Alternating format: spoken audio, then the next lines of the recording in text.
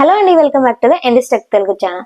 మీరు ఎప్పుడైనా ఆలోచించారా సేవింగ్ అంటే ఏమిటి, ఇన్వెస్టింగ్ అంటే ఏమిటి, రెండు ఒకటేనా లేకపోతే డిఫరెన్స్ ఏమైనా ఉందా అనేసి టుడే వీడియోలో వీటి మధ్య డిఫరెన్స్, అలాగే ఏది ఎప్పుడు చూస్ చేసుకోవాలో, అలాగే ఎందులో ఎక్కువగా ప్రాఫిట్స్ వస్తాయో తెలుసుకుందాం. ఫస్ట్ వచ్చేసి సేవింగ్ అంటే ఏంటో తెలుసుకుందాం. సేవింగ్ అంటే తెలుగులో దాచిపెట్టుకోవడం. ఇన్కమ్ నుంచి అంటే ఆదాయంలోంచి ఎక్స్పెన్సెస్ అంటే ఖర్చులు తీసేసిన తర్వాత మిగిలిన డబ్బుని ఫ్యూచర్ నీడ్స్ కోసం దాచిపెట్టుకోవడం. అంటే ఫ్యూచర్ లో అవసరాల కోసము, భవిష్యత్తులో వచ్చేటువంటి అవసరాల కోసం, అంటే లైక్ పిల్లల చదువులు కానీ, లేకపోతే పిల్లల పెళ్లిళ్ళ కోసం కానీ, అలాగే ఎమర్జెన్సీ సిచ్యువేషన్స్ కోసము దాచిపెట్టుకోవడాన్ని. అంటే ఎమర్జెన్సీ సిచ్యువేషన్స్ అంటే ఇక్కడ ఏమైనా హెల్త్ ఇష్యూస్ వచ్చినా కానీ, లేకపోతే సడన్ గా జాబ్ లాస్ అయినా కానీ, లేకపోతే కరోనా లాంటి సిచ్యువేషన్స్ ఏమైనా వచ్చినప్పుడు ఫేస్ చేయడం కోసం కానీ, అలాగే ఫైనాన్షియల్ గోల్స్ ని రీచ్ అవడం కోసము మనీ దాచిపెట్టుకుంటాము. సో ఇలా దాచిపెట్టుకోవడాన్ని సేవింగ్ అంటారు. మనసు నెమ్మదిగా ఉండాలంటే సేవింగ్ కంపల్సరీ. సో యూజువల్లీ ఎక్కడ సేవ్ చేస్తాము? బ్యాంక్ సేవింగ్ అకౌంట్ లో కానీ, పిగ్గీ బ్యాంక్స్ లో కానీ, ఎఫ్డీలలో కానీ సేవ్ చేస్తాము. ఇక్కడ సేవ్ చేసిన మనీకి చాలా తక్కువ రిస్క్ ఉంటుంది, అంటే ఆల్మోస్ట్ నో రిస్క్. ఈ మనీని మనం ఎప్పుడు కావాలంటే అప్పుడు తీసుకోవచ్చు.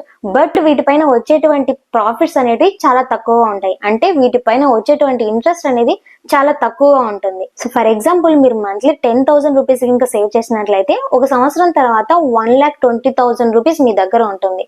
కానీ వీటిపైన వచ్చేటువంటి ఇంట్రెస్ట్ అనేది చాలా తక్కువగా ఉంటుంది, అరౌండ్ 3.5 నుంచి 4% పర్ ఇయర్ ఉంటుంది. సో ఇక్కడ టోటల్ మెచ్యూరిటీ అమౌంట్ కనుక చూసుకున్నట్లయితే 1,22,500 రూపీస్ నుంచి 1,22,800 రూపీస్ రేంజ్ లో ఉంటుంది అనమాట.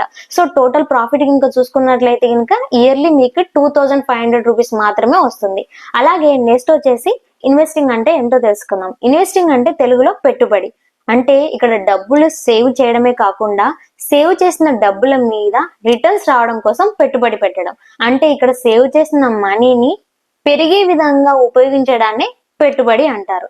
సో ఈ ఇన్వెస్టింగ్ అనేది మనకి ఇన్ఫ్లేషన్ ని బీట్ చేయడం కోసం ఉపయోగపడుతుంది, అలాగే మన రిటైర్మెంట్ ప్లానింగ్ కోసం ఉపయోగపడుతుంది, అలాగే ప్యాసివ్ ఇన్కమ్ ని క్రియేట్ చేయడం కోసం ఉపయోగపడుతుంది, అలాగే లాంగ్ టర్మ్ గోల్స్ కోసం కూడా ఈ ఇన్వెస్టింగ్ అనేది ఉపయోగపడుతుంది. ఇన్వెస్ట్ ఎక్కడ చేస్తాము? మ్యూచువల్ ఫండ్స్ లో కానీ, స్టాక్ మార్కెట్ లో కానీ, అంటే షేర్స్ లో కానీ, ఎస్ఐపిలో కానీ, గోల్డ్ లో కానీ, లేకపోతే కనుక రియల్ ఎస్టేట్ లో కానీ ఇన్వెస్ట్ చేస్తాం. సో ఇక్కడ పెట్టుబడి పెట్టిన అమౌంట్ కి రిస్క్ అనేది ఎక్కువగా ఉంటుంది, అంటే మార్కెట్ లో అప్ అండ్ డౌన్స్ ని బేస్ చేసుకొని మన రిటర్న్స్ అనేటివి ఫ్లక్చువేట్ అవుతూ ఉంటాయి. ఫర్ ఎగ్జాంపుల్, మీరు మంత్లీ 10,000 రూపీస్ ఎస్ఐపిగా మ్యూచువల్ ఫండ్ లో పెట్టినట్లయితే కనుక 1 ఇయర్ తర్వాత అది 1,26,800 రూపీస్ వరకు వచ్చే ఛాన్స్ ఉంటుంది.